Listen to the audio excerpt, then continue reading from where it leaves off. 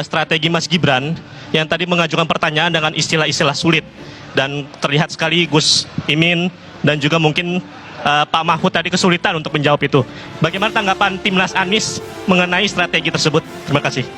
Ketika pertanyaan adalah soal terminologi teknis, pada level ini bisa dijawab dengan Google sebetulnya. Publik bisa menilai kualitas pertanyaannya adalah kualitas pertanyaan aspek technicality, bukan aspek substansi. Padahal makin tinggi posisi, makin berfokus pada substansi. Dan di tingkat kepemimpinan nasional itu pada tingkat substansi. Tapi sebagai pertanyaan tentu sah-sah saja. Dan publik nanti akan menilai apakah memang ini format cerdas cermat untuk hafalan, atau ini format tentang ideologi, gagasan, nilai yang kemudian diwujudkan dalam kebijakan.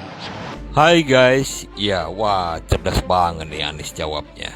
Ya iyalah, Gibran itu sudah direncanain mau nanya yang orang pada nggak tahu.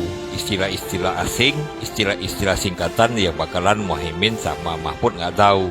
Ya bukan berarti mereka tuh nggak pinter, tetapi ya masa mereka tahu semua kan nggak mungkin. Dan betul kata Anies tadi, itu jawaban hanya googling, hanya bisa di googling aja, nggak perlu dijawab. Ya coba dia ditanya singkatan anu-anu, bisa nggak? Kayak cerdas cermat aja. Setuju saya itu. Nah seharusnya pertanyaan itu sifatnya membangun, cerdas. Pertanyaan singkatan, terus istilah-istilah asing yang nggak nyambung, akhirnya bisa dijawab sama Pak Mahfud. Itu bukan pertanyaan tentang ekonomi, kan malu jadinya. Nah seharusnya KPU juga harus memberitahu. Tadi sempat Alvito mengatakan jangan menyimpang dari